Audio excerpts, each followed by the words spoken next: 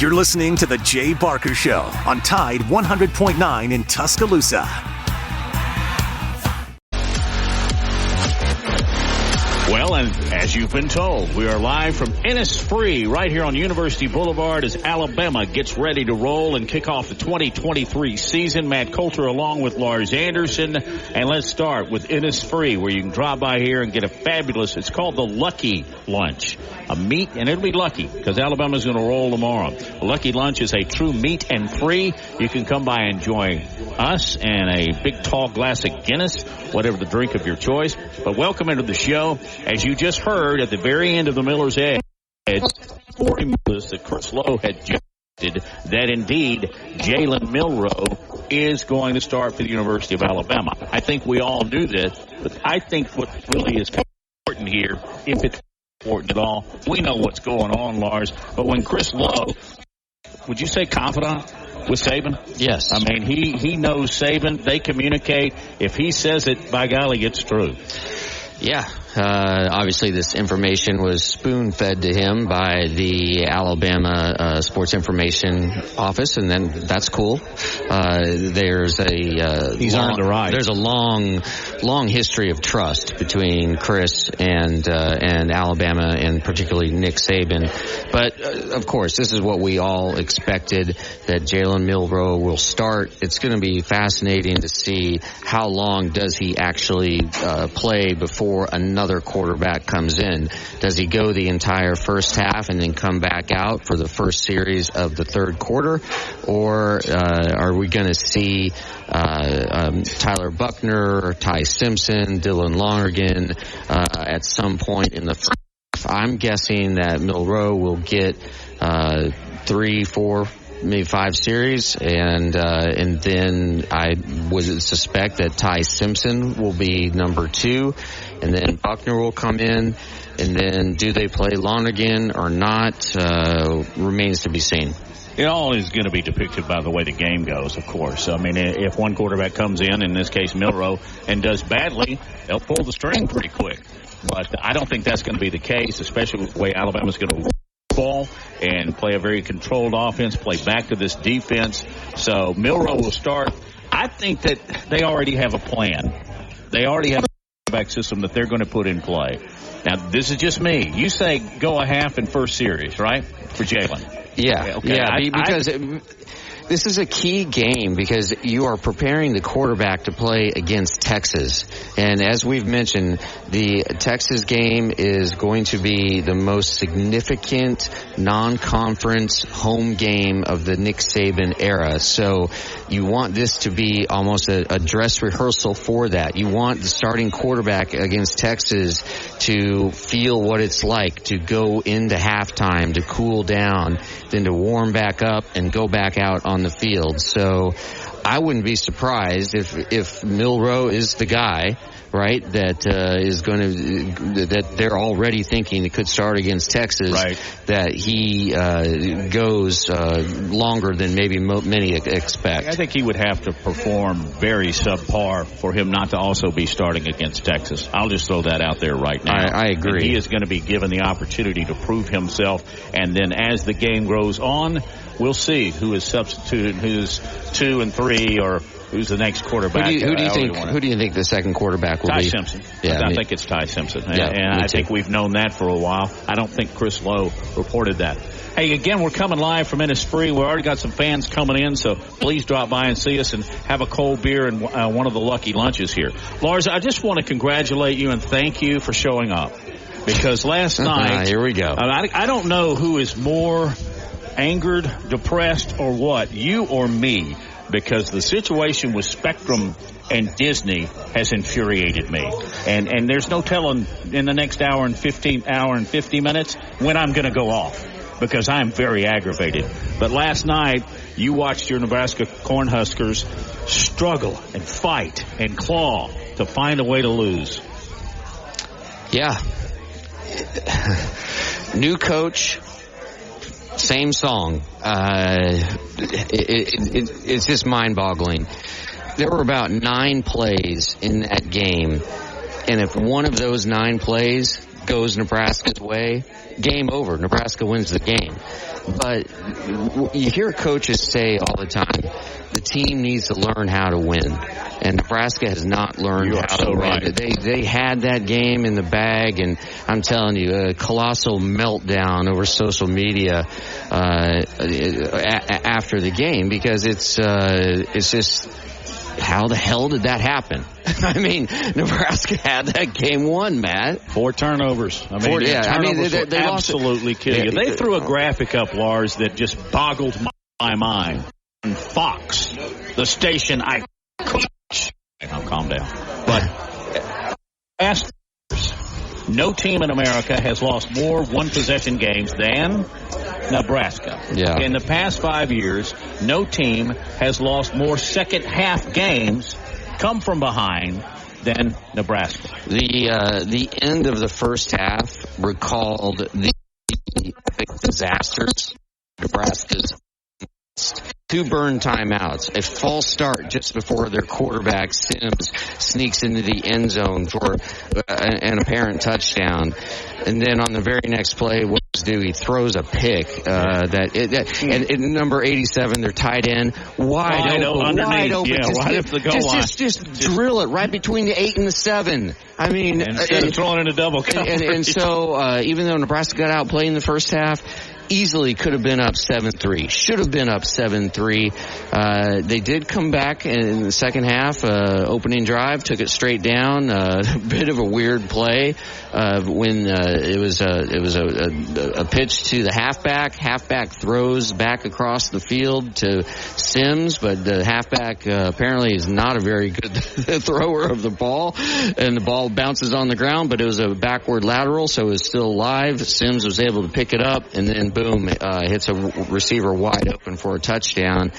But, it's just Nebraska figuring out different ways to lose. It is so incredibly aggravating, Matt. It's the same thing. It takes a lot of restraint right now not to use curse words. I know, and I'll get to that point in a minute when we start talking about Disney Charter Spectrum. Yeah. But I will say this, Nebraska is very transparent. They've got a good defense. I thought they played pretty well there. But offensively, they got Sims.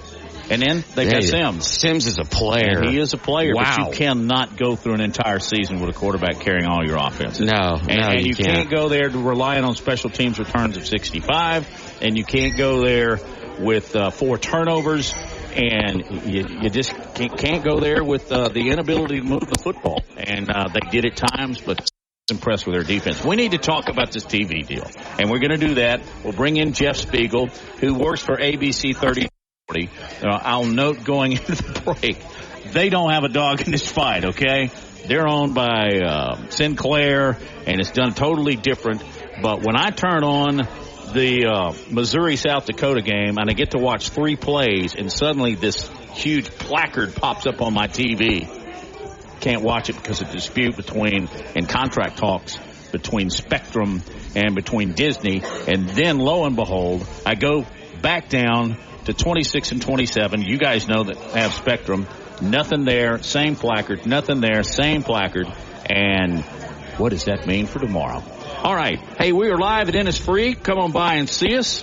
We'll, you can throw us a question if you like, and have a cold beer and have one of these delicious lunches as we broadcast live until 2 o'clock from Innisfree. This is Big Noon Sports.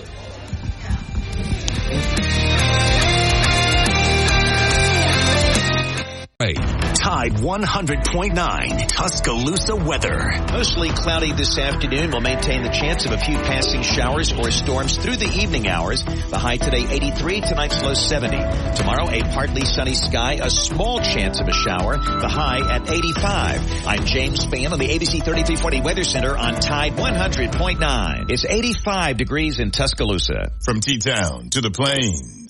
This is Alabama's most in-depth analysis on the SEC. This is Big Noon Sports.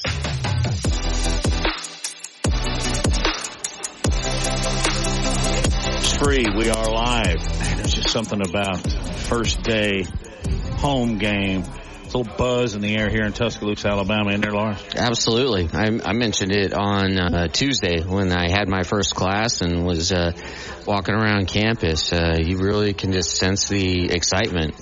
Lars asked a great question, and I'm going to pose it to our first guest, and that's Jeff Spiegel from 3340, who is about to begin a really, really long weekend, just as we are. But care for a Guinness? Oh, me? Yeah. Oh, no, I'm going, I've abstained for a long time, and I think it's probably a good idea for me to keep abstaining. Well, then come by here and have a meet and three at Innisfree, because that's just fine, too. The question right. Lars asked me, and it was a great one, is what's your favorite part at Alabama? We could go to Auburn. When you're out on the field or you're in the press, what really, really cranks your track? The band, the cheerleaders? I think when they're in the tunnel and they're about to come out, and they play that hype video, before they come out, and then they come out onto the field, and it's that still makes the hair stand up on my arms and the back of my neck. It's just, it gives me chills just talking about it. Jeff, have you ever, I'm sure you have, been out on the field for pregame warm-ups when the opposing team is already out there and then Alabama comes out of the tunnel, and you look at the opposing team, and everyone has as wide as twin full moons, and it's like at that moment you know that Alabama's got them. Have you ever witnessed that? Yeah, I have, but not as much as I did in the past. I'm not saying the intimidation factor is totally gone. It's not. Because there's still, some swagger that Alabama has when they bring out there onto the field. But I guarantee you this year, when LSU and Tennessee are out there, they're not going to be wide-eyed. They're going to feel like the favorite coming in, because they beat Alabama last year. But you'll see it in the Middle Tennessee guys, faces, because, the big boys are coming out of the tunnel and they got to get ready for what's probably going to be a beatdown. But, you see it a lot in some teams, but not in the bigger teams that Alabama plays anymore. Certainly not, from Auburn when they play Alabama. But you do see it in some of the teams for sure. Jeff, another question that I asked Matt yesterday was, when was the first moment in the Nick Saban era that you expected, okay, this is different. Something special is brewing? That's a really, really good question. I think for me, it was, it was probably the first SEC championship game when they played Florida. And even though they lost that game, you knew that the next year, they were going to be coming back, and they were going to be coming back to get what they felt like was rightfully theirs. But that whole 2008 season, was pretty doggone special. And but you know what? If you want to go back earlier, and this is going to sound really weird when I say this, but when they lost to Louisiana Monroe, it was devastating. It was a devastating defeat, but there was something about, Saban that was like, that's something that needed to happen to us, but that's something that ain't going to happen again. And, so to me, that was a turning point, for this program under Saban. Let's talk TV, shall we? Here we go. We've been in it for a while, hadn't we, Speaks? We have. We have nothing to do with all of this stuff, but I'm just interested because I'm infuriated by the inability for major corporations like Disney, Charter, and Spectrum to come to an agreement, and then how they pull the rug out from under you just as you're getting into the college football season. For those that don't know, we were not able to watch SEC games or anything else. The U.S. Open. Can you imagine that? The U.S. Open is on ESPN2. You can't watch that. Right. Last night, we couldn't watch Florida-Utah. Last night, we couldn't watch Missouri and South Dakota. And guess who plays on the SEC Network and ESPN Saturday? Auburn and Alabama. What up, Jeff? Yeah, it's crazy. You're gonna have to get an antenna, right? I mean, this is so bizarre. Hey, I was at the Coleman County Sports Hall of Fame induction ceremonies, probably about a month or two ago, and my old basketball coach came up to me and he goes, "What is the deal with CBS 42?" Because he was infuriated about CBS 42 not being able to be on DirecTV, AT&T, and all that because of a squabble they've had with them.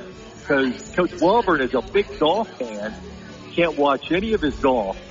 And listen, CBS, this is the final year of their college football deal. So they got to get that squared too, or there's going to be,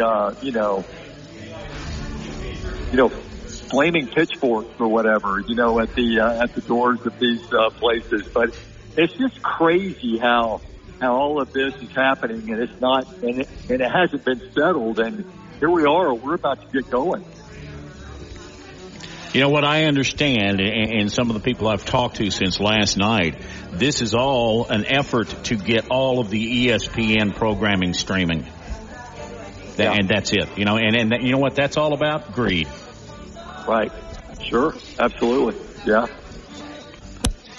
Jeff, Chris Lowe at ESPN just reported about an hour ago or so that Jalen Milroe will be the starting quarterback on Saturday. No surprise to any of us. But my question to you is, how long do you think we'll see Jalen play, and who do you think the second quarterback in will be? That's a really good question. My gut feeling is it's going to be Ty Simpson. I don't have any inside information or knowledge to say that that's the case, but as far as how long Jalen Milroe will play, I mean, Saban wants him to go in there, and he wants a good, sizable sample of what he can do, and if he can play mistake-free football. Now, if he goes in there and starts turning it over against Middle Tennessee, first 2 or 3 series, I mean, he might get yanked, because that is something that Saban's just not going to tolerate, is turnovers out of his quarterback. And we saw that out of Milroe last year, and now he's had a really good camp, from all indications. But he'll need to play a good, solid football game against MTSU. Probably play a half. First series of the third quarter is the hope, and then move out and get some other guys reps in. But he's got to go in there and he's got to play effective, mistake-free football when he gets in there, because, my goodness, if he can't do that against Middle Tennessee, what's the hope that he can do it against Texas? Jeff Spiegel is our guest as we broadcast Big Noon Sports from Innisfree right here in Tuscaloosa. Jeff, do you think we will see a noticeable effort to get Milroe acclimated and, in other words, probably go to the running game and a safer passing game? And will that change as the game goes on? Well, I think they're going to the thing that we've been hearing is that, they're going to push running the football. But look, they've got to let him throw. They've got to have him throw the football and get that arm, game ready, because the degree of difficulty is going to go up in week 2. No question about it. So he's got to go out there and he's got to run the entire offense, and he's got to go through the playbook and run the plays that, that not everything they're going to show in the Middle Tennessee game that they'll show against Texas. But he's got to go out there and prove that, he can run the complete package and get the ball to the right guys to make the plays. And that's going to be very important for him Saturday. Jeff, other than the quarterback position, what position group are you most interested in seeing and just assessing how they perform on Saturday night? Receivers, because, that's the one question mark we've heard about this football team is not only the quarterback play, and it's got to be solid, it's got to be there, but the receivers have got to be good too, guys, because, they're stacked at running back. They really are. But this day and time in college football, this ain't Nebraska in the 1970s, where you can just run it down people's throats and make people submit, to your will. I mean, you're going to have to throw the football, 20, 25, 27 times a game. And so the receivers, the first week, let's see some production out of those receivers. And let's not see any drop. And kind of get that stuff square before, week number 2, because, I think that's when the real season begins. I'm looking for one guy, maybe 2, that will step up in that receiving corps. Something tells me, although he was good last year, I'm not sure he was exactly what Alabama and their fans anticipated. Is this going to – I'm calling on Burton and then the new guy, Malik Benson, to make big plays. Yeah, absolutely. And another guy, too, who played just down the road from us at Calera, Kobe Prentice. Yeah. Who had his moments last year. He came out of the gate really strong in week 1. And then at the end, in the bowl game, he had a really good game. And so I think they're counting on some big things from him, too, a breakout year from him. But you're right. You hear a lot of things about Benson, the newcomer, and Brooks is the veteran guy. And another guy, too, is Kendrick Burton, who I think many people think underachieved last year. And he's got to step it up and get back to the good form. C.A. Speaks, can you hang? You always do. I know you've got high school football. Let's talk about what y'all are going to do tonight, and a little bit of that when we get back as we broadcast live. This is Big Noon Sports. Lars Anderson, Matt Coulter. Appreciate Justin Jones back at the studio, and then the plethora of people we have in support here.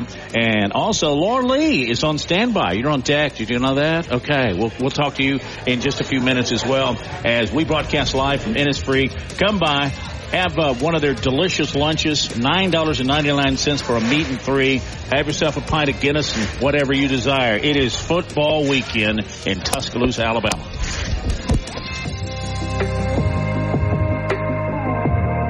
If more Big Noon Sports coming up.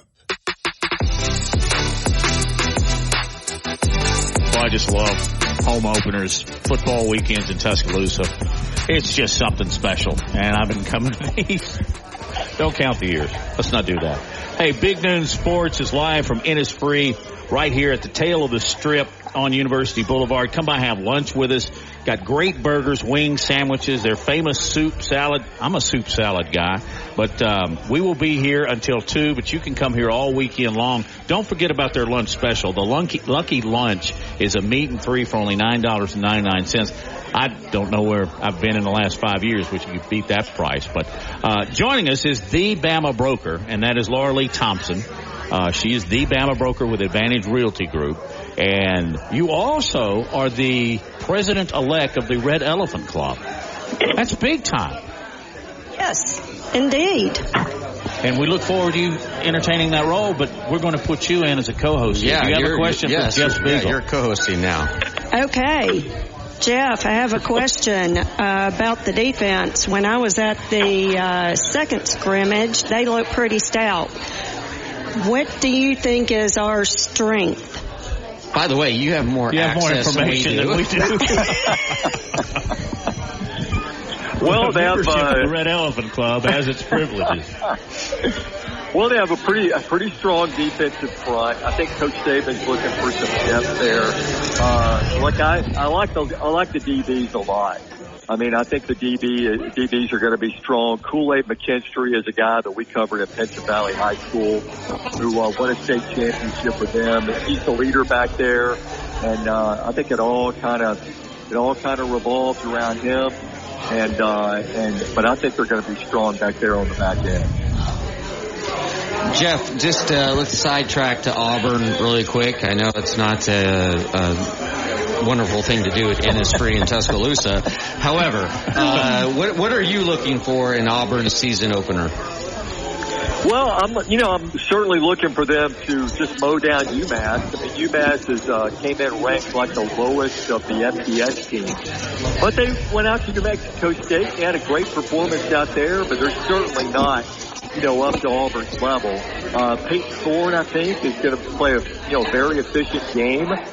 He's certainly shown in camp that, he's a guy that can lead this offense and do what Hugh Freeze, wants him to do. It'll be kind of like Alabama and MTSU. I think Hugh Freeze is hoping to play a lot of guys, hoping to get them a lot of experience before, they take this bunch on the road to Cal, next week.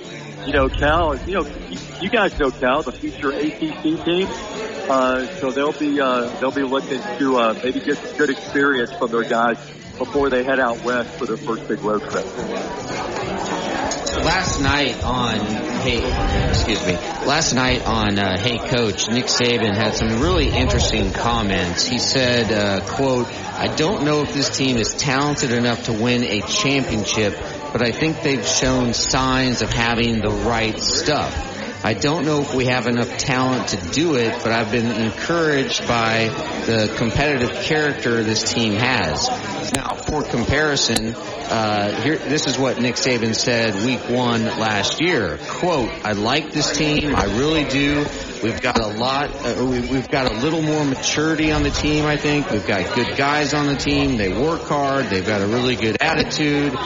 And really was, just singing the praises of the team. Were you surprised by what Coach Saban said last night, saying, "I don't know if this team is talented enough to win a championship"? Well, I think to get some context to that end, he was asked to compare this team to teams that have won championships in the past. And Nick Saban well enough to know he hates comparison questions. And he won't compare his, this team to any teams of the past because, in his opinion, this team's got to earn what they get. And it doesn't surprise me that he said the same thing with week 1 last year. Where they kind of went off the rails last year was, and Saban's alluded to this before in press conferences and especially Wednesday, is that the penalties, the defensive penalties and the things, that they did, especially, you go back to that Tennessee game. I mean, they just shot themselves in the foot repeatedly. And those are things that when he talks about, competitive character, yeah, they've got it. Well, let's see what they have when it comes to in-game discipline and staying away from those major penalties that can really just kill you when you get into big Southeastern Conference games. Jeff, what did you think of Florida? Holy smokes. I mean, I think Billy Napier's done at the end of the year. Unless he can fix this, that was a horrible display of football. And I know first game, you're going to have mistakes, but there were just things, like on the punt team when guys were wearing the same jerseys, the numbers. I mean, come on. You got to be more buttoned up than that. Yeah. How about Missouri? Of course, I couldn't watch either one of these games. I don't know. South Dakota, can you get a good read off South Dakota? Probably not. I mean, to be honest, I had my eyes on the Gators last night and also looking at UAB. Missouri's going to be who Missouri is. I mean, they're going to be, kind of average. I don't think they're ever really going to contend for a championship. But we'll see down the road. We may be wrong. And you mentioned Nebraska in the 1970s that just hammered the ball between the tackles, option, and then there was what happened last night. Jeff, did you get a chance to see the really impressive self-destruction by Nebraska last night? Well, let's just say this. The highlight of the week when it comes to Nebraska for me were 92,000 people showing up at the women's volleyball game. That was magical. And, bless their hearts. I mean, the football team, that was a tough act to follow. Wait, did you just use bless your heart with Nebraska? You just used bless your heart with Nebraska football? I just about to be a food fight here. I just did. It's after the game. Southern nature. Yeah. Now, after the game, I tweeted out, like, hey, at least we'll always have volleyball. Oh, my, how far we've really dropped. Laura Lee, did you get a chance to see that 92,003 fans attended the women's volleyball game in Lincoln, Nebraska at Memorial Stadium on Thursday, and on Wednesday, setting a world record for highest attendance of a women's sporting event? I did see that. What was your reaction? Well, I loved it. You know, women's sports, there's a lot of room for more coverage of women's sports. We've seen it in women's softball. And I really loved the tweet of the Alabama softball team suggesting it to Greg Byrne. Hey, this is a great idea.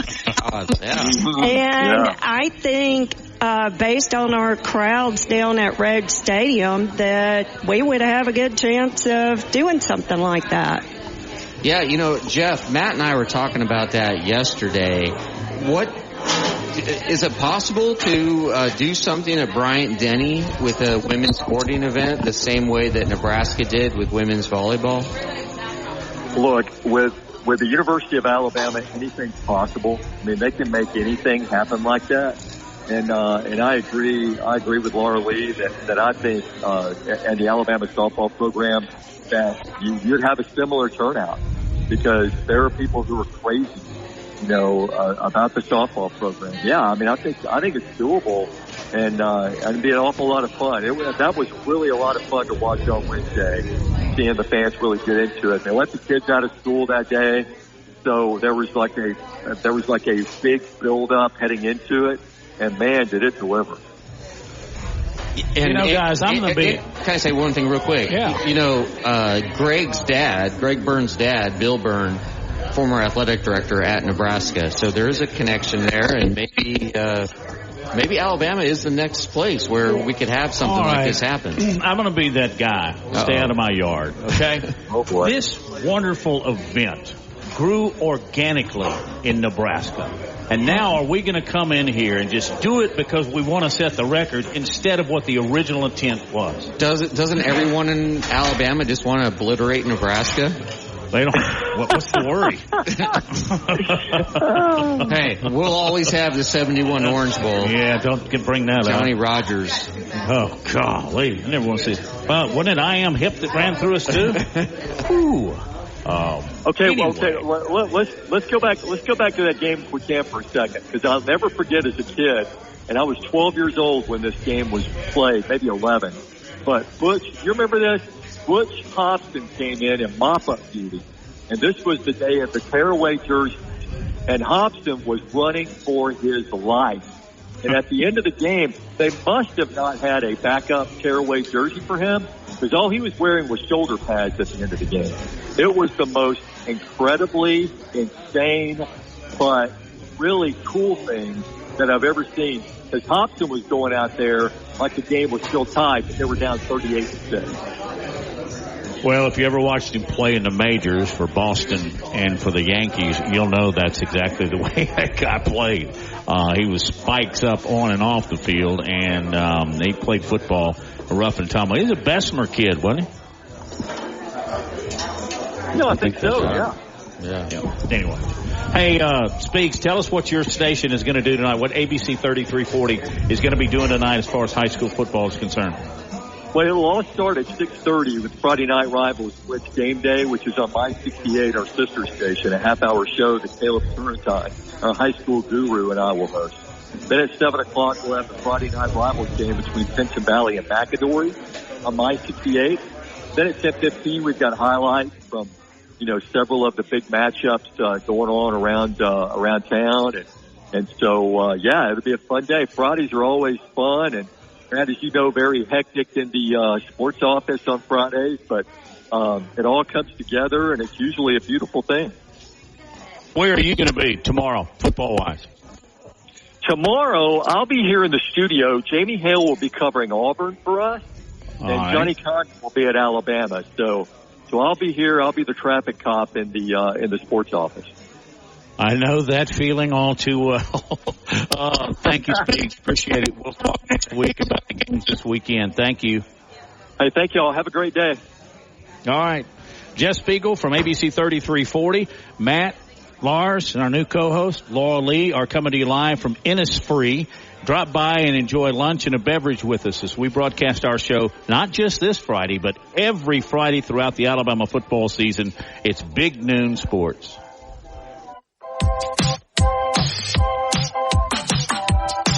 On the next Inside the Locker Room with Coach Wimp Sanderson and Barry Sanderson. Tune in Tuesday. Kevin Skarbinski will join us at 7:30. We'll also discuss Alabama's game against Middle Tennessee. We'll look forward to the Texas game. The Texas Longhorns come to Tuscaloosa on Saturday. We also will see if Dad hit the Blue Plate special.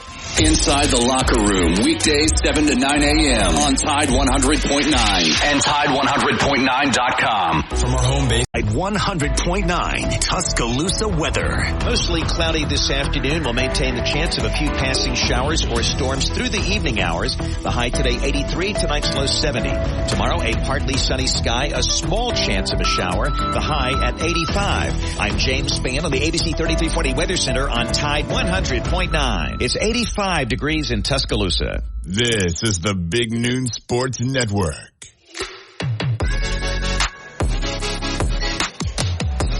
Live from Innisfree. Live as we get ready for Alabama and Middle Tennessee State University tomorrow at 6:30 on ESPN. You can watch it unless you're a Sparter. It's Charter and Spectrum that have the conflict with Disney, and that is a huge issue. And if you've got a thought on that, you can call us at 205-342-9904. But like I'm trying to do, bite your tongue on the curse words, because I cannot believe how greedy these large corporations are. And literally, in general, I'm not going to do this. We got Laura Lee here. But how disingenuous these people are towards fans. They don't care if I see Alabama tomorrow at my own home. Auburn's at 2:30. Anyway. Listen, we have Laura Lee here, Lars. So I'll take a deep breath. Let's go to the Bama broker. Laura, how are you? What are your plans for the weekend? Really, what will you do as president-elect of the Red Elephant Club? I'm going to the game. Well, I know that part. I did want to ask you that. What is your normal game day routine? Well, of course, it depends on the timing of the game, and this one being at night, thank you, TV gods, that we're at night.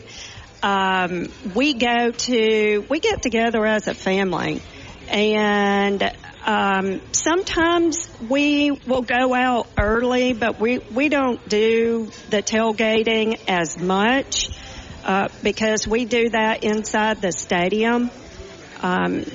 So with it being in the evening, we'll probably head out around 4:30 and walk around a little bit and then go on into the stadium. We avoid the crowds, and then we eat and then go out there and watch warm-ups.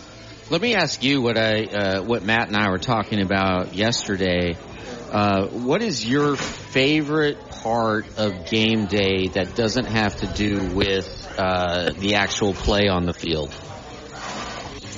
Well, for us, this is a family event, so I like spending time with my family. Growing up, we traveled to the games. It's just something we have always done, and so it always means family time, and Alabama football is my passion.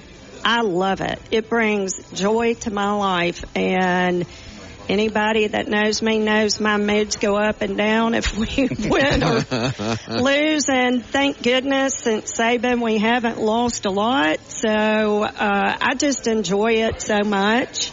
And I like everything about it. I like all the people coming. I like the inside the stadium, all the videos that we get to see from the past history, and just everybody cheering for the team.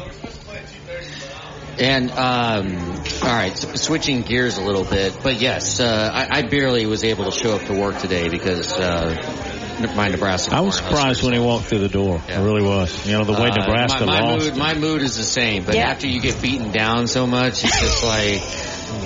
I watched the game. Yeah. After the Florida, I got to watch the end of Nebraska, Minnesota, and I started shaking my head. I actually felt bad for them. But they did lose the game. I mean, as far as their mistakes. So it's just, I'm sorry. How often has Nick Saban coached team lost a turnover battle 4-1 and just made boneheaded mistake after boneheaded mistake? Anyway, let's get away from that. Okay, Laura Lee Thompson, the Bama broker. Can you tell us just about the real estate market here in Tuscaloosa? What's going on? Well, the real estate market here in Tuscaloosa is still busy. It's slowing down. Housing numbers came out. They always are a month behind, so we're looking at what happened in July. Overall, in the state of Alabama, housing prices were up. The median house price was up. The numbers look strong. Of course, that has to do with low inventory. Less houses were sold, but housing prices are remaining stable and they're going higher. So with interest rates being what they are, we got a gift this week in interest rates. They were a little bit lower. We saw them in the 6s and kind of high 6s. However, if you're buying a house, I would suggest you lock today. Well, yeah, that's what I wanted to ask you next is, given just the situation that you just described, is there a way to take advantage of it? Well, yes. Yes, a lot of people will say, I'm going to wait to see what interest rates do and what the houses do. And in the short term, with the data, we're not going to see any big economic data come out until September 13th, which is the CPI. And depending on which way it goes, that could mean rates go up. I mean, we're kind of expecting them to go up a little bit in the short term. However, housing prices are up. They're going to continue to climb. The inventory issue cannot be corrected overnight. Are you seeing people coming to you and still looking to want to purchase a home? Yes. People still want to move. Including myself, by the way. Yes, and I'm looking. And the thing is that that house that you're looking at today, waiting for the rates to go down, is going to be higher, much higher this time next year. So the little bit that you may pay in the interest rate, which you can refinance down the road, you're going to lose it with the increase of the price of the house. Laura Lee, we broadcast right here in Tuscaloosa on Tide, but we also have affiliates in East Alabama, and we stream. So what if I wanted to use you? Seriously. I mean, I'm in Birmingham. Does it have to be a house or a deal or a broker in this area? No. Okay. I sell in Birmingham. I sell in Baldwin County. We're in West Alabama. Our MLS is all of West Alabama, but I have an Alabama license. I can sell anywhere in the state of Alabama. And again, you're the only realtor in the state of, in Tuscaloosa that has Wall Street experience. You're on Wall Street for several years. How does that help you when you are, negotiating deals and just trying to get the best deal possible for your client? Well, I have pretty strong negotiating skills. Learned from swimming with the sharks up there in Wall Street. The the business background, because my dad was a business professor. I graduated in business from here at Alabama, and then I worked in the business world, in the financial world for many years. I have a very strong business background, so I can help you on these economic decisions. I have probably more business knowledge than the next person. Just from that, that's my passion, is finance, stocks. I still trade. And you know what? This is something that I've wanted to ask a professional a long time. Do people overreact to interest rates, and they get freaked out by the fact that they've gone up a little bit, but still they're kind of at a historically, if you look at it historically, they're not that high? No, they're normal. Yeah. I mean, what we saw during COVID was low. I mean, that's the unusual part. We're not going to see those rates. We don't know if we'll ever see rates like that again. It's hard to predict the future, but having rates right now, like I said, we're looking at them in the high sixes right now, which is better than last week when they were in the low sevens. But if you don't think people are going to be going willy-nilly again like they did during COVID when they hit in the fives, then you're going to be competing against all kinds of people. We're still seeing multiple offers because we have low inventory. But it's gone from 7, 8, 10, 15 multiple offers to 2 or 3 to maybe none. However, when they drop back down, and that drives the price up. When you get multiple offers, the market is driving that price up, your buyers. And so that price increase you're going to pay down the road is a whole lot more than the interest rate you're going to pay today. As far as across the board, are there more homes available at like a lower income, a middle, or a higher, or right now is it all about the same? It's all about the same.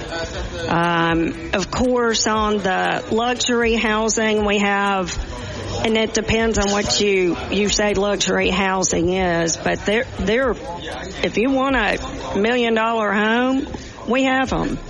On the lower end, when you're looking at houses under $100,000, those are generally investment houses, rentals, that sort of thing. The median price range, well, in the state of Alabama, and that encompasses everything, is in your rural areas, everything is around $228, which is what they came out with. Now in Tuscaloosa, ours is closer to $300. It's, more in the $280s. Why is that?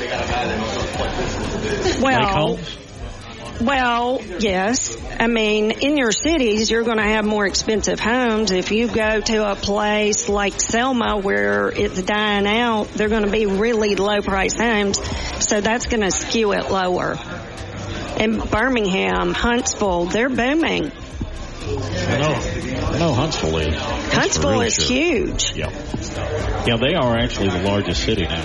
Yes. That's just, the city limits, but of course Birmingham is a lot bigger than that. Tuscaloosa's close. Yes, I mean, and you have Mobile and down in Baldwin County and down at the beach selling. I'd help people with vacation homes down there, condos, and it's a tight market. Can you stick around for a little while? Sure. All right.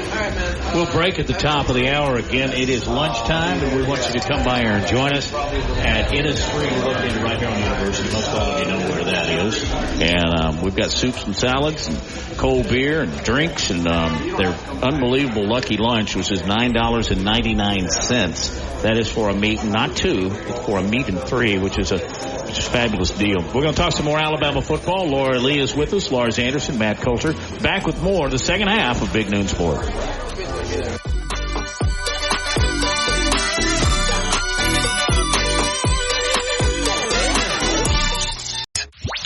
A Town Square Media station. WTUG HD2 Northport and W265CG Tuscaloosa. Tide 100.9 and streaming on the Tide 100.9 app.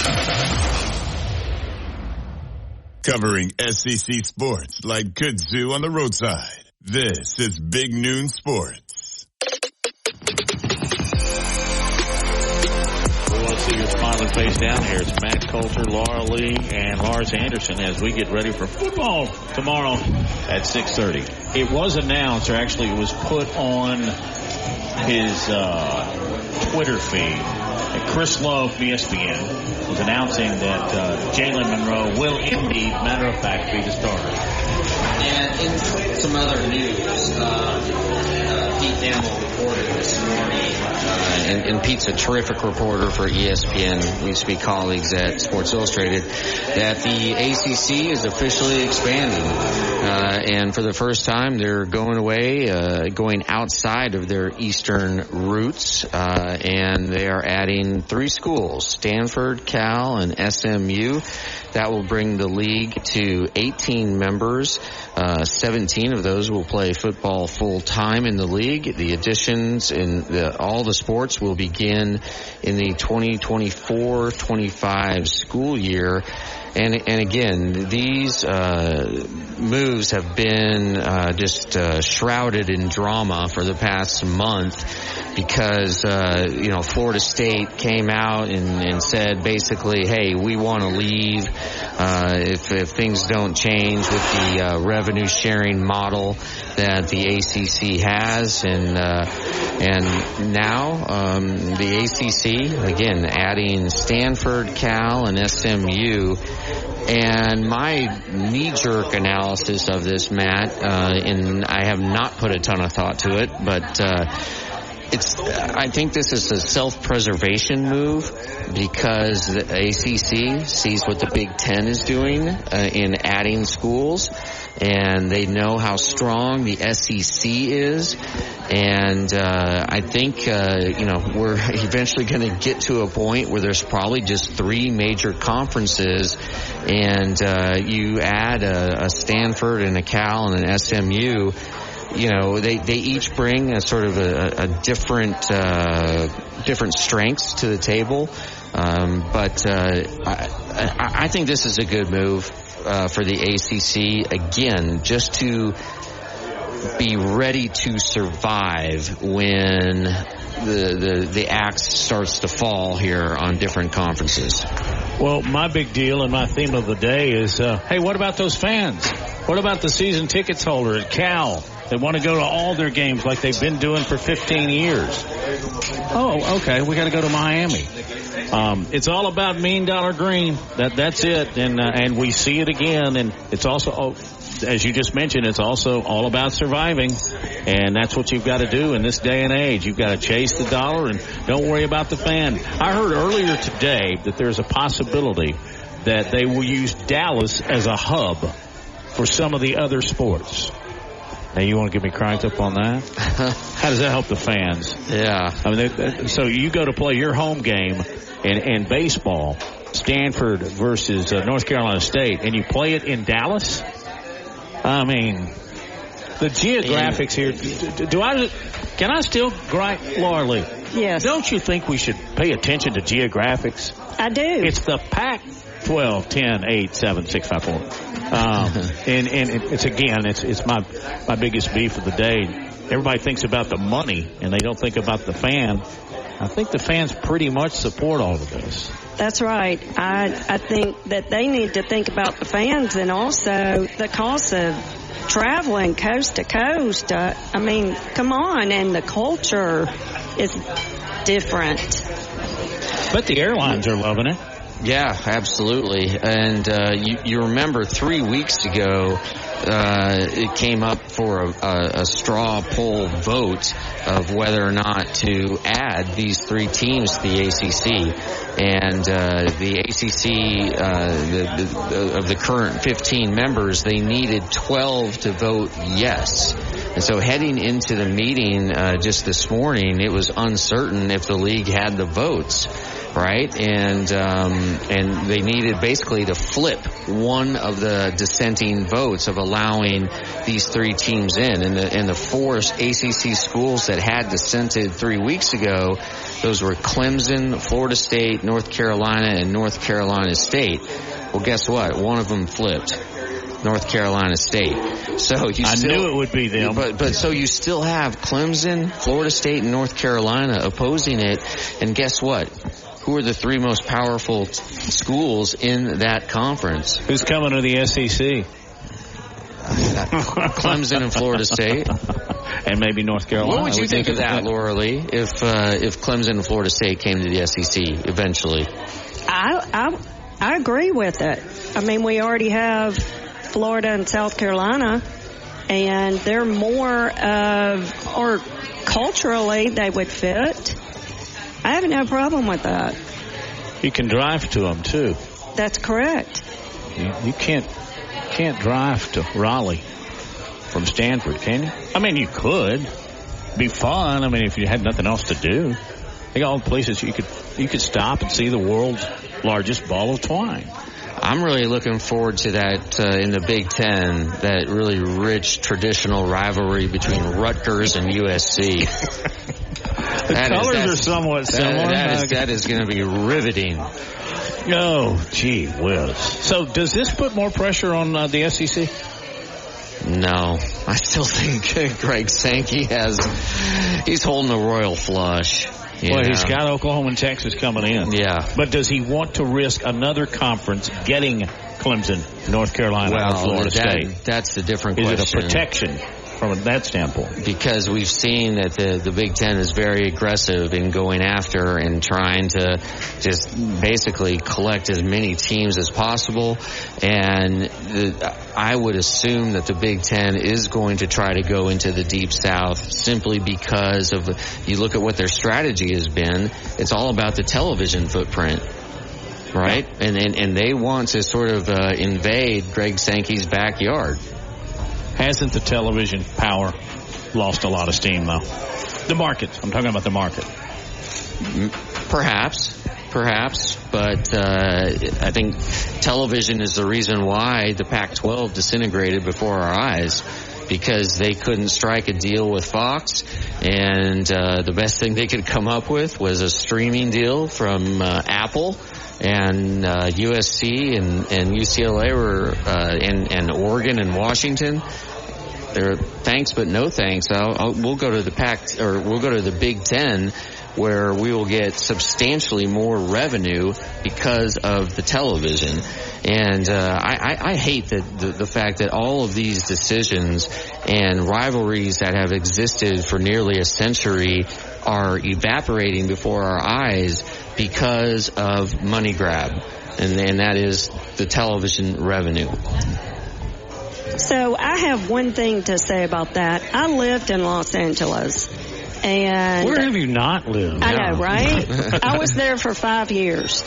And the longest 5 years of my life. Where in L.A. were you? Manhattan Beach. Oh, well, that's not a bad place to be. No, I lived Lee. at the beach. I loved the beach, and I had some good friends. However, it's very different out there culturally. And when it comes to football, they don't even know a football game is being played. That's true. So even if it's USC. Right. Yeah. There's a lot of other stuff to do, yes, right? And that's what they say. Yeah. So, I mean, in the Big Ten, they definitely love football. Almost as much as maybe us in the SEC. So culturally, like that is, it's just different. Yeah. We'll see how it all shakes out. Uncertain times. Very, and I'm really interested to see, and I'm sure he'll respond, what Greg Sankey has to say about all this. You know what he's going to say? I'm pretty happy with my hand. Yeah. And he should be. I mean, even with all these changes, and even though the Big Ten's making a run, Laura Lee, the SEC is still the best conference. We're still and the I best would maintain conference. in all sports, too. I mean, look at baseball and basketball. So. Well, and think about it. Women's volleyball. Nebraska. Here he comes. Okay. He's got that to pull back on yes. now. But you think That's about quite it. funny. When Oklahoma and Texas came on, did anybody know it was really going on? No. Exactly. No, that's a great the point. SEC, yeah. That's a great point. And a lot of my investigative reporter friends from around the country were amazed that Greg Sankey and everyone at the SEC office was able to keep that under wraps, keep it tight. The news wasn't leaked out. It was Greg Sankey who broke the news. Right. That never Isn't that the way it should? Isn't that the way it should be? But Matt, that it never happens anymore. Well, and it's just, it's Greg Sankey, and it is the commissioner, but the commissioner is a part of 16, soon to be 16 schools. And the ADs, and most notably the presidents are a part of this. So they knew, didn't they? You think the president of Florida knew this was happening, or did he just go, hey, he's got to consult them, doesn't he? Yeah, he certainly does. So kudos to the 14-member institutions because they kept it under wraps too. Laura Lee Thompson, the Bama broker, is with us. I'm Matt Coulter along with Lars Anderson. We are live from Innisfree. Come by and here's how much I love college. All right, I want to tell a little story about it. It happened in here just a minute ago as we go to break. All right, the server brings over shot, okay, and everybody has one. And one guy hoists this up and says, okay, by the way, what is this? The shot. Just take it anyway, all right? We'll be back with more Big Noon Sport.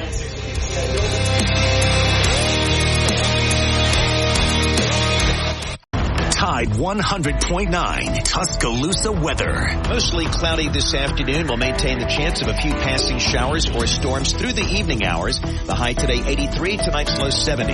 Tomorrow a partly sunny sky, a small chance of a shower. The high at 85. I'm James Spann on the ABC 3340 Weather Center on Tide 100.9. It's 87 degrees in Tuscaloosa. The best sports talk in Alabama. This is Big Noon Sports.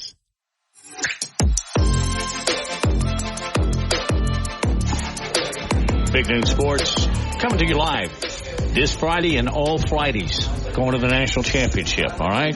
We will be here from noon until 2. We got the huge lunch special with a meat and 3 for $9.99. Matt Coulter, Lars Anderson, Laura Lee, the Bama broker, is with us as well.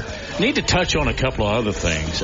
We did briefly earlier with Jeff Spiegel, but UAB defeated North Carolina by a score of 35-6. In that game, Jacob Zeno, the quarterback, completed 20 passes in a row.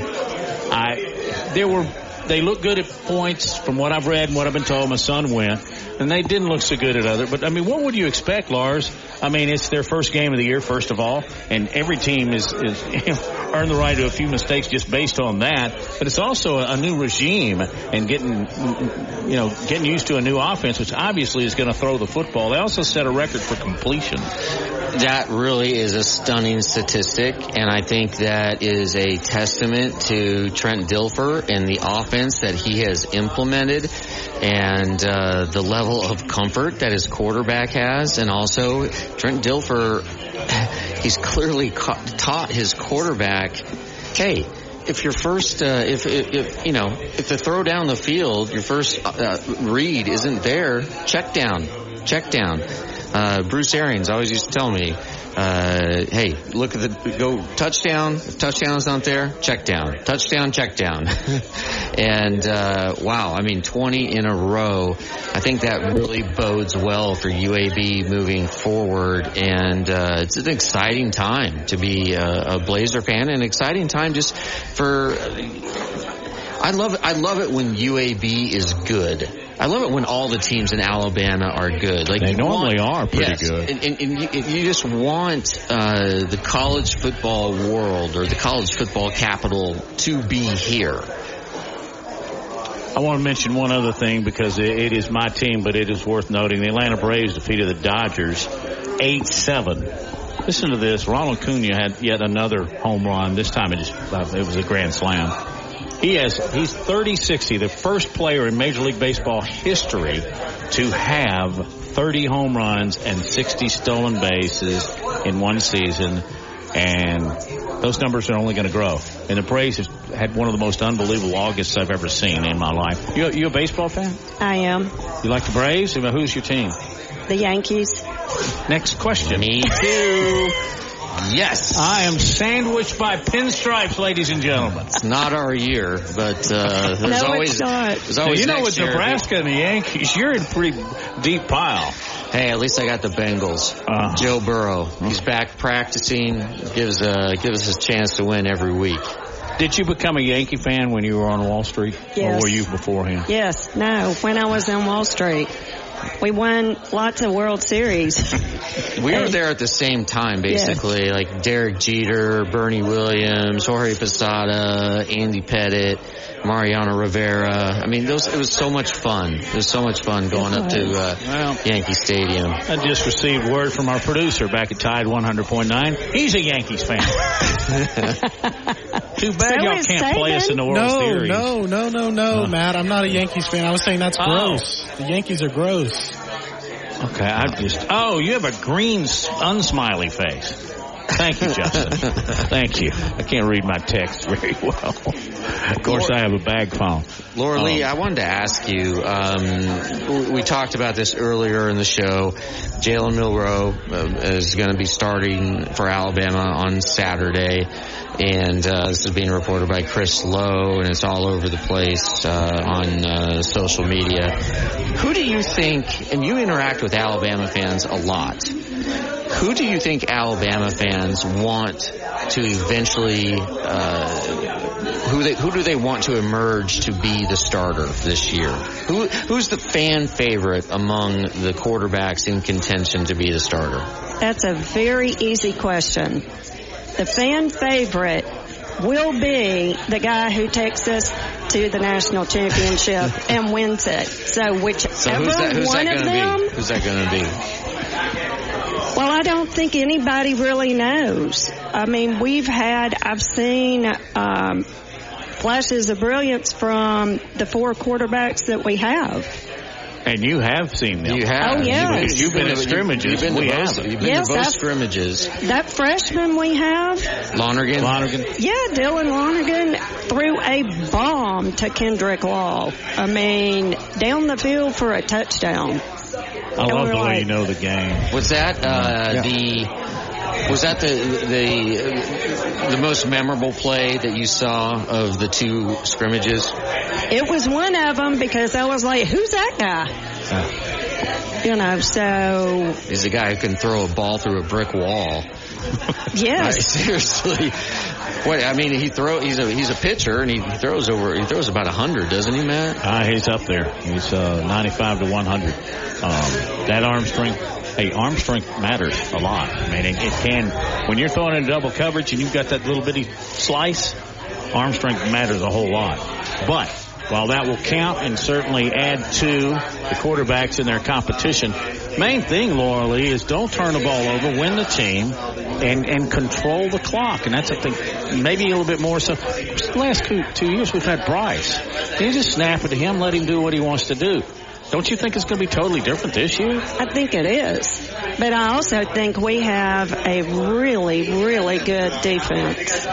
So as long as they do their job, then I think they would keep us into any game. You know, the general feeling around Alabama right now, according to, reporters who I talk to and our own sources, is that the offense is going to look a little bit different this year in being more of a rushing-based attack. Did you see that in the scrimmages? Come on, give us some juice here. I did, but you have to remember it would only be different from the last few years, right? Because we used to run the ball all the time, and we've got some great running backs this year, so I would expect to see that happen. So the offensive line looked good. And so if we can bust through and get our running game going, you know what happens to the passing game. Injury update I read this morning. Jihad Campbell, inside linebacker, has had a problem with his knees, had surgery, but Saban said, I guess last night on Hey Coach, that he anticipated that he would be probable for Texas. And you always need linebackers. A few years ago, Alabama lost 3 starting linebackers in a matter of like 4 weeks. It was unbelievable. And also, I'm really, really excited to see Justice Haynes, the running back out of Georgia. You've seen him. No, he was out that scrimmage. Okay, see, he has been out for more, but we did see him in the Crimson in the A-Day. Yes. And he looked fantastic. Oh, yes. Now, I think they may favor, this is what I read in Nick Saban's quote, is that they were going to try and play him against Middle Tennessee State University, but the way I read it, it would be sparingly because this guy's got the go-go. I mean, he's the one that I think will win the running back room, and it's already talented. Do you like what you saw in Haynes? I love our running backs, and I love to run the ball. And if we had run the ball at the Tennessee game last year, instead of 3 passes in a row. What a memory. Oh, Lord. That was a painful memory. Maybe the reason we have a new offensive coordinator this year. Wait, I just referred to Alabama as we. That Alabama Well, you teach here, for goodness sakes. I mean, right. you are a we. I wanted to ask you real quick, both of you. Last night, Florida, Utah. All right, Utah, they don't have their starting quarterback. They rotated 2 quarterbacks throughout the game. Their best player may be their tight end, and he was out. Multiple other starters were out. But it was Florida that looked just utterly unprepared and just plain awful. For those of us that could see it. Yeah, well, 20. They lost 24-11. It was Florida's first out-of-conference game to start the season. It's their first out-of-conference game outside of Florida since 1991. And they just didn't look prepared to play from the opening snap. Because you know what happened on the opening snap? There was Utah hit a 75-yard or 70-yard bomb to a wide receiver, and Florida was stunned. But my question is, do you think the fact that Florida was dealing with the hurricane, right, and that horrible travel issues? Yes, and I believe they did their walkthrough in Dallas. In Dallas, they stopped in Dallas, and so their routine was really disrupted. Do you think that had an impact? Because I did not see. I think this Utah coming. Disrupted. I mean, but Utah again, they didn't have their starting quarterback. I think the elevation had something to do with it. Although they didn't play well early, so it's not like they were gassed in the fourth quarter or anything like that. I'm still a believer in Billy Napier, and I think that list is growing smaller and smaller and smaller. So I'm not ready to just start making alligator boots and throw this guy out the door. But I think Utah's a very good football team, even without their starting quarterback. And I think Napier's going to turn it around. But like I said, Laura Lee, I think the Gators, the Gator supporters of Billy Napier it dropped last year, and now it's dropping in a hurry. The social media. Poor Billy. I watched the game. So, you must not be on Spectrum. No, or I'm you've on got YouTube or something. No, I'm DirecTV, so we don't have CBS. But and how long has that been? If you 2.5 months. Here's what I don't understand. As long as you brought it up. As long as you brought it up. Because I lost the Golf Channel, the Golf Network, about 2 months ago. And I called Spectrum and they said, well, we couldn't negotiate with them. And so I said, okay, well then take the Golf Channel off my bill. You know, if you're going to take it away, don't make me continue to pay for it. And right now, people are still paying full bills for Spectrum, and they didn't get Florida. So, all right, back to the Gators. Your thoughts on Florida? Yeah, I mean, so you got to see the game, actually. Matt and I did not. I've really been trying to just read as much about it. Was the final score 24-11? Was it even that close? Or was Florida completely just outmatched? Well, I just kept shaking my head. I mean, it was just one issue after the other. They looked undisciplined, and And who sends 2 number 3s out on the field at the same time? I mean, could it really get any happened? worse? I mean, explain that to me. What did they do? I have no explanation. I mean, they were on the field at the same time, and they got called for it. You're just like, really? That's nothing but coaching. That's confusion That's on coaching. the coaching. Yep. And they were out to punt the ball. The ball was turning over, and so Utah gets the ball back. I mean, come on. And, I've gone on this rant ever since they allowed double numerical jerseys. They don't have to do that. No. They promise a kid in high school if he'll get to wear his jersey number, then they'll sign him. Well, come on, people. And it is absolutely horrible for broadcasters. Think about it. Yeah. You've known it. I've talked to Eli about it a lot. And, you focus in on the ones that you know, but it's, and obviously you can't do it on the same play. But people still do. And then there's some guys that kind of play on both sides of defense and offense, and you don't know one. I'll give you a perfect example. Last year, Gibbs and McKinstry. Did you know who was back there receiving the kick? Well, Gibbs receives the kick. McKinstry does the punt. They need to make that clear on the PA. Well, Eli didn't know. Tony Chris Giles. Stewart didn't know. It's... Give us a break. You're already taking away our damn depth charts. Come on. I'm Get off of my lawn. I'm in a foul mood today. But, it would be different if you had to out of necessity, but you don't. Well, anyway. Oh, babe, we are late for our bottom of the hour break. We'll be back. Hey, come see us at NS3.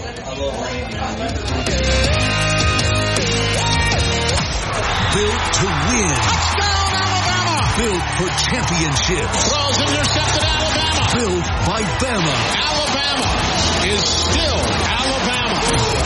Join us Saturday as the Crimson Tide kick off the 2023 season against MTSU. Our coverage begins at 3:30 on your home for Alabama football. Presented by the Birmingham Racecourse and Casino, I-459, exit 31. You could be a winner too. Hi, Barry. T-Town to the Plains. This is Alabama's most in-depth analysis on the SEC. This is Big Noon Sports.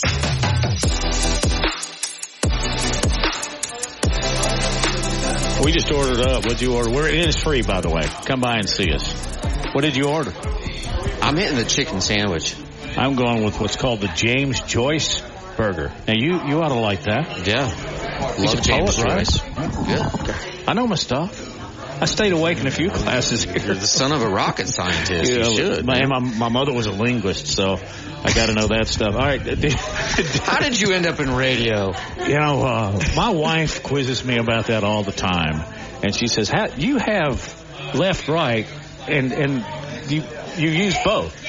And then she says, "But you don't use enough of either one of them." So anyway, what'd you order? A burger. Yep, so did I. There you go. I want to say something real quick because I go up and down, and it's about broadcasting, and I am pro broadcaster, okay, and therefore I am pro depth chart. You need a depth chart on Monday in order to do your charts to call the game properly on Saturday or Friday, whenever it is, okay. I'm defending my own, okay, but everybody points at Saban, and as Brando said, he was bullying the local media and all that kind of stuff. Well, because it's Saban that said that, he's the only one that doesn't let people look at depth charts. Well, Lars, that's not the truth. Doesn't Kelly do it? Yeah. Right, Kelly does it. There's somebody else in the SEC. It might be Florida. I forget who it is, but yeah, I mean, I just loved it as a kid. I mentioned this the other day of when I was little. I loved to analyze the depth chart and see, how many freshmen are in the 2 deep or 3 deep, and what seniors have emerged, and I don't know. I'm a big fan of depth chart, but you know what? I'm not going to let it ruin my day, Matt. No, Spectrum and Disney did that last night. Laura Lee, I want to ask you, I guess they still do flip cards. Do they bring y'all flip cards as the Red Elephant Club people? The cards with the depth chart on it, and you flip them over. It has the America roster. They bring those to you. They do. I love flip cards. I remember the first time I went and covered a University of Alabama game. I was sitting in the press box at Bryant-Denny Stadium, which, first of all, was one of the biggest thrills of my entire life. I mean, you grew up in this state. Now you remember the media. Coach Bryant was still there. And I remember sitting at my seat that's designated. Actually had my name right there. Charlie Thorne. They put Matt Coulter, WCFT. But I got the flip card. And I went, oh, my God. Oh, I know I'm overreacting here. But I mean, I am going to save this for the rest of my life. I think I lost it the next week. But still, it's a big deal. You're okay with saving withholding that information, right? 100%. I knew you'd say. You know, somebody who's not okay, another person is Desmond Howard, the former Heisman Trophy winner who's now an analyst for ESPN. This morning he was talking about Nick Saban and the fact that he hasn't revealed, and this was before Chris Lowe broke the news, but Nick Saban himself has not said who the starting quarterback is, right? And so Desmond Howard, I don't know, maybe he's just trying to poke at Alabama fans, but he was saying, hey, I'm really concerned about the situation at quarterback for Alabama because Nick Saban, he's breaking tradition. He's not naming a starter. There's obviously major concern. Said major twice. But then Desmond's like, how can you blame him? Because you just had one of the best quarterbacks, if not the best quarterback in the history of the program, Bryce Young, who obviously won the Heisman, and now Desmond Howard's argument was that there's going to be a significant drop off in the quarterback play. Duh. Yeah. And that he was essentially saying what we have been talking about for a long time, Matt, is that Nick Saban is going to dial back the offense a little bit. And in terms of what responsibility is placed on the quarterback, and Laura Lee, you mentioned it too. In the scrimmages, it's going to be a more run-based attack, and I think it's obvious. You always want to tailor your offense, Matt, to your strengths. Strengths of this team are the offensive line. On the offensive side, it's the line and it's the running backs. And the unknowns are the wide receivers and the quarterback. So, I mean, I don't understand. Run the ball, Orly. I don't understand, but I just don't understand why, this is cause for huge concern, because every college football team in the country has to go through this at some point. Well, here's what I think about depth charts is, especially when it comes to quarterback. A few years ago, we were playing USC kickoff, and Blake Barnett comes out, played one series. Jalen Hurts goes in, and that was all she wrote. Yeah. Right? Yep. Blake Barnett was a starter, but it didn't mean anything. It comes back to how many minutes you play, how well you perform during a game, what your reads are, how well you're reading, and you'll get the minutes.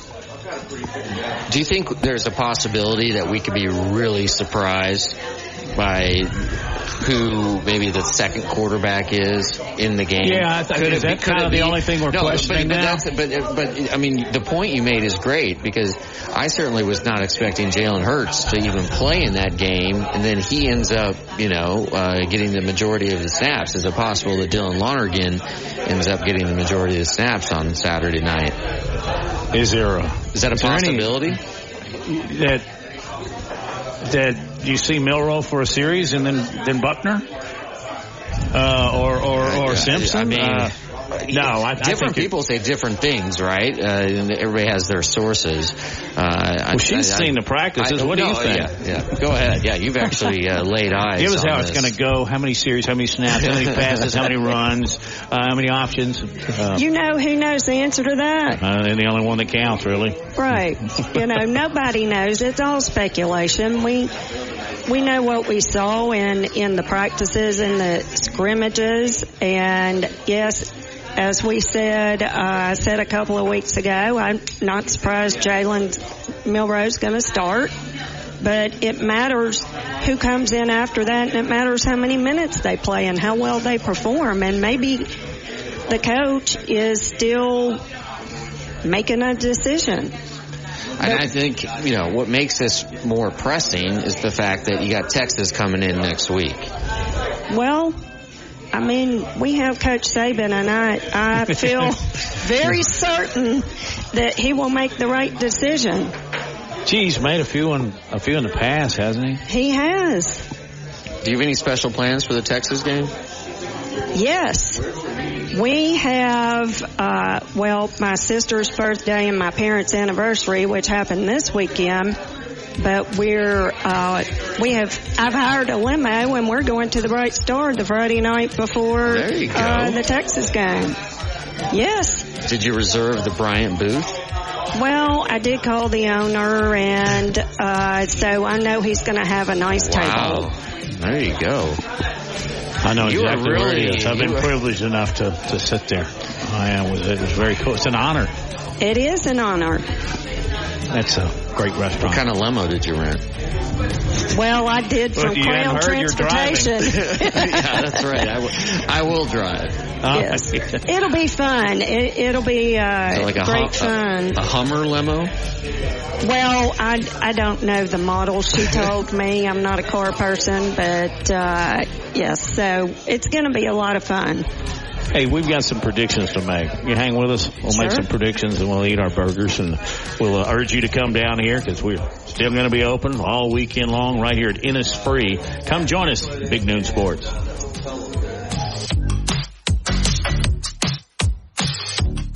Weekday mornings at 6 a.m. The Martin Houston Show. A live stream edition of the Martin Houston Show. You can join us on at Martin Houston 35 on Facebook, YouTube, and Twitter, where we'll be giving you a chance to review Alabama's big win on Middle Tennessee State and start the conversation on Alabama versus Texas. We'll also talk about who's the starting quarterback. Catch the Martin Houston Show from 6 to 7 weekday mornings on Tide 100.9. On Monday, September the Tide 100.9 Tuscaloosa weather. Mostly cloudy this afternoon. Will maintain the chance of a few passing showers or storms through the evening hours. The high today 83, tonight's low 70. Tomorrow a partly sunny sky, a small chance of a shower. The high at 85. I'm James Spann on the ABC 3340 Weather Center on Tide 100.9. It's 86 degrees in Tuscaloosa. From T-Town to the Plains, this is Alabama's most in-depth analysis on the SEC. This is Big Noon Sports. It is, and we're live at Innisfree, and Lars, myself, and perhaps Laura Lee will be with us every Friday through the football season. So everybody listening on Tide 100.9 here in Tuscaloosa knows where this place is, has visited us again, and throughout the week they got an unbelievable lunch special, $9.99 for a meat and three.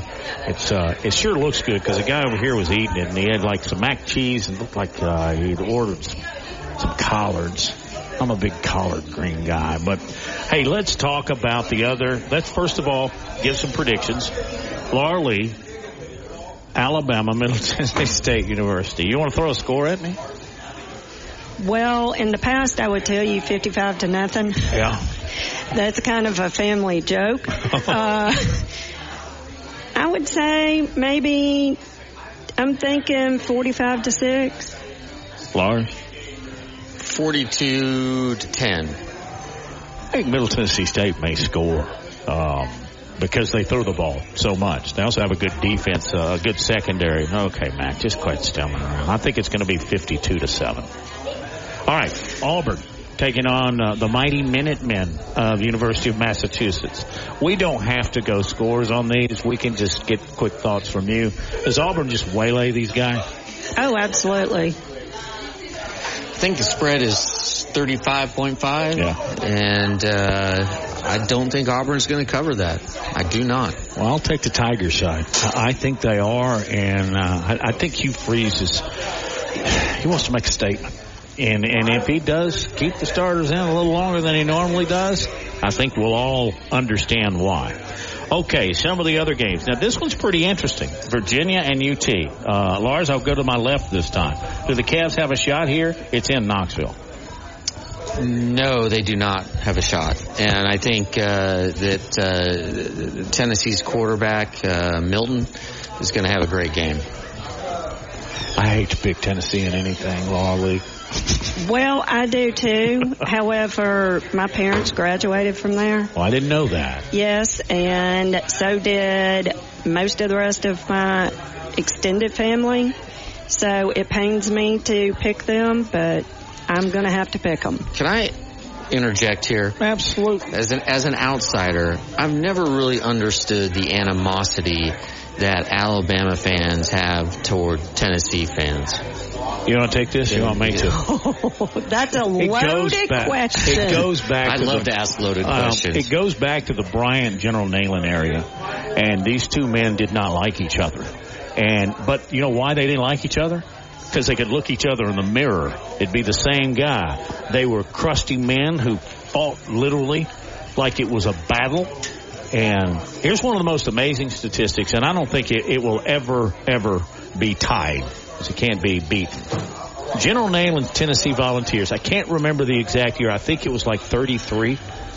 They didn't allow a point the entire season. What was it like covering that team?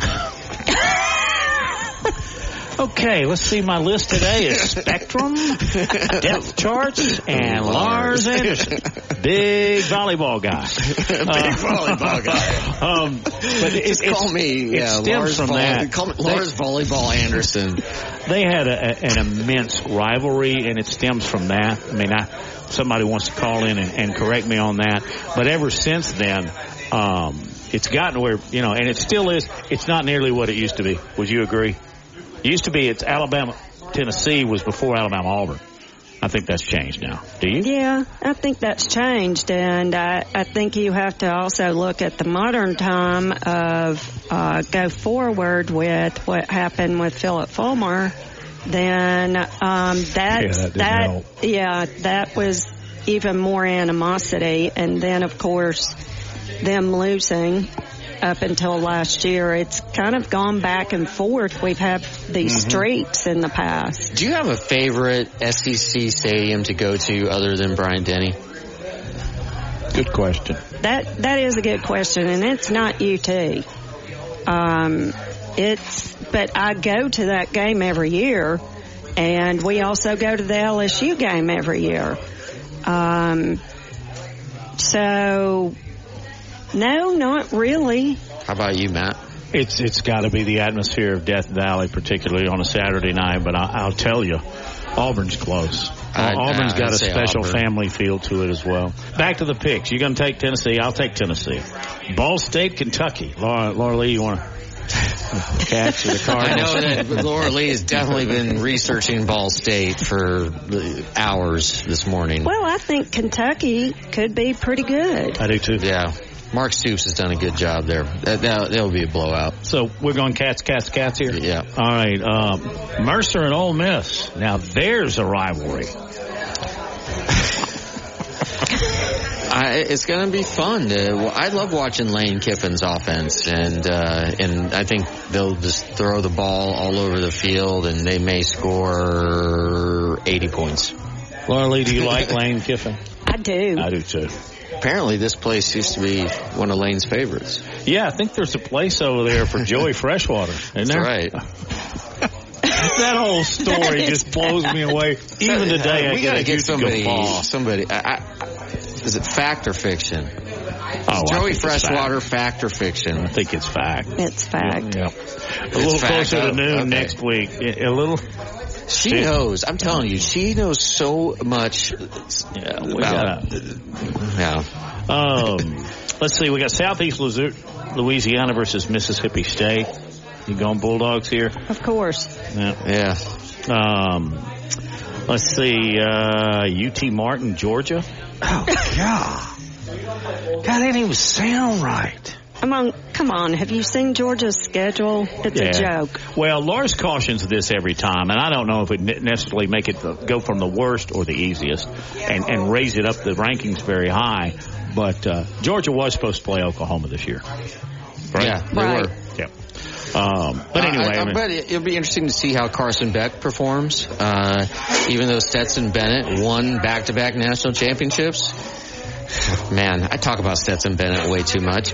But you used to just diss him every week. I know, until he kept winning and winning and winning and winning and winning and winning and winning. I think physically, Carson Beck's a superior player to Stetson Bennett. Physically. Yeah, but it's inside that helmet that matters. Yeah. Alabama A&M is at Vanderbilt. Vanderbilt returns from Hawaii. Isn't that right? Weren't they? Yes. Yeah, they won in Hawaii. I'm going Vandy all the way. All the way. Commodores. Okay, now this one, Laura Lee, is of note. North Carolina, South Carolina. This is an interesting game. Interesting it's very game. Interesting. Yeah. It's hard to say. I want to go with the SEC, but I think it's going to be an interesting game. It's tough. Yeah. Now, let me set this up. Now, Lars knows Shane Beamer pretty well, and he will lean in that direction. But is it going to come down to quarterbacks, Lars? You got Rattler and May. I mean, these are two NFL quarterbacks. This may be one of the three most intriguing games of the entire weekend, and I'm going to lean Spencer Rattler. You're going South Carolina. I'm going South Carolina. I think May is going to be the better pro, but I think Spencer Rattler is going to play really well. Rattler can run a little bit more. Yeah. Mm-hmm. Who you got? North Carolina, South Carolina. You going north or south here? South. Okay. I'm gonna differ. Something tells me in North Carolina, Mac, and I really like May. So we'll see what he can do to South Carolina. Apparently, Nick Saban does too. Yeah. Oh, you're talking about the offseason? Yeah. Evidently, he went after Hartman, too. Yep. Who looks like a Heisman Trophy candidate now. But it was against Navy. Yeah. It'll be a lot different. Who they got next week? I'm trying to think. Anyway. I don't know. I've enjoyed it, y'all. I wanted to ask you another question that I asked you during the break about the Red Elephant Club, because I said, well, is the Red Elephant Club a football-only organization? Your answer. Yes. What else? What do you mean? But there are other entities that support other specific men's and women's athletics. We have the tip-off club for basketball, the walk-off club for softball. Each one, there's a gymnastics club. So, we all support now. We give a lot of money to the university for Red Elephant Club. And when do you ascend to the throne? What's the date? This time next year for 2 years. But, we also forgot the LSU-Florida State game. Well, I couldn't write fast enough, and she's fitting in rather handily this season. All right, your game, you bring it up. What do you think? I think that has potential to be a really terrific football game. I think it does, too. So I'm going to lean to the SEC, but that's a pick 'em. Yeah, really. That's a tough one. I believe in Jaden Daniels. I think LSU wins this game. I do too. And on that note, do y'all pull 4 teams when they play SEC teams? I don't. I always pull for SEC teams. I don't care who it is. Oh, I don't. You don't? So if Tennessee were to play for the national championship against Oklahoma, well, that won't happen here. No, Laura Lee's like, it's Alabama or nobody. You're going to be wearing your UMass gear, right? Oh, really? Okay. The only time I would root for Auburn is if it benefited Alabama. Otherwise, no way. Well, I'm in my yard again. If it benefits the conference, it benefits Alabama. That's the way I've always thought about it. So, anyway, what do you say we wrap this thing up and do it again next week? Yeah, y'all? Great show. All right. Can you come back next week? Absolutely. Awesome. By the way, once again, as we go out of here, we want to congratulate the Nebraska volleyball team. Go Big Red. Y'all have a great week.